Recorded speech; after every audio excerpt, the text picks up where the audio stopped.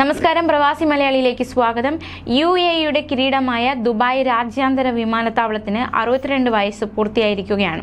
1960 September 30 Sheikh Rashid bin Saud Al Maktoum ഉദ്ഘാടനം ചെയ്ത വിമാനത്താവളത്തിൽ ലെബനൻ എയർലൈൻസിന്റെ മിഡിൽ ഈസ്റ്റ് വിമാനമാണ് കന്നിപ്പറക്കൽ നടത്തിയത്. 3000 പേരുടെ സാന്നിധ്യത്തിലായിരുന്നു ഉദ്ഘാടന ചടങ്ങ് നടന്നത്.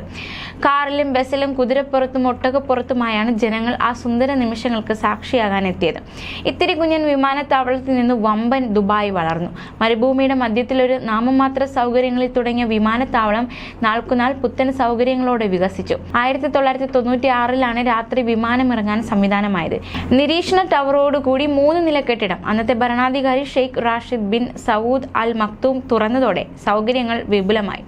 1970 യാത്രക്കാരുടെ എണ്ണം കണക്കുകൂട്ടലുകൾ തെറ്റിച്ചു. 5.2 ലക്ഷം പേർ. 1997 ദുബായ് വിമാനത്താവളം വൻകിട വിമാനത്താവളങ്ങളുടെ ക്ലബിൽ ഇടം പിടിച്ചു. ജനപ്പെരുപ്പം കൊണ്ട് കുതിക്കുന്ന 10 വിമാനത്താവളങ്ങളുടെ പട്ടികയിൽ 6ാമതെത്തി. 1961 42,852 യാത്രക്കാരാണ് വിമാനത്താവളത്തിൽ എത്തിയത്. പിന്നീട് ഓരോ വർഷവും യാത്രക്കാരുടെ എണ്ണം കുതിച്ചു. 2019 ആയപ്പോഴേക്കും 8 കോടിയിലധികം യാത്രക്കാരാണ് എത്തിയത്. യാത്രക്കാരുടെ പെരുപ്പത്തിന് അനുസൃതമായി സൗകര്യങ്ങളിലും സംവിധാനങ്ങളിലും ഉണ്ടായി. 2023 ആകുമ്പോഴേക്കും 11.8 കോടി യാത്രക്കാരെ സ്വീകരിക്കാൻ സജ്ജമാവുകയാണ് ദുബായ് രാജ്യാന്തര വിമാനത്താവളം. അതേസമയം കോവിഡ് വാക്സിൻ എടുക്കാതെ അബുദാബിയിൽ എത്തുന്നവർക്ക് ഷോപ്പിംഗ് മാളിലും വിനോദസഞ്ചാര കേന്ദ്രങ്ങളിലും പ്രവേശിക്കുന്നതിന് ഗ്രീൻ പാസ് നിബന്ധന തുടരുമെന്ന് ദേശീയ ദുരന്ത നിവാരണ സമിതി അറിയിച്ചു.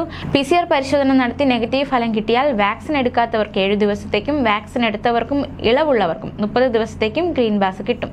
അൽ ഹൊസൻ ആപ്പിൽ ഗ്രീൻ പാസ് കാണിച്ചാലേ പ്രവേശനം സാധ്യമാകൂ. എന്നാൽ മറ്റു എമിറേറ്റുകളിൽ ഈ നിബന്ധനയില്ല. അബുദാബിയിലെ ഹോട്ടലുകളിലും പൊതുപരിപാടികളിലും ഗ്രീൻ പാസ് നിർബന്ധം. ആവശ്യമെങ്കിൽ പൊതുപരിപാടികൾ നടത്തുമ്പോൾ അധിക നിയന്ത്രണങ്ങളും സ്വീകരിക്കാവുന്നതാണെന്ന് സാംസ്കാരിക വിനോദസഞ്ചാര വിഭാഗം അറിയിച്ചു.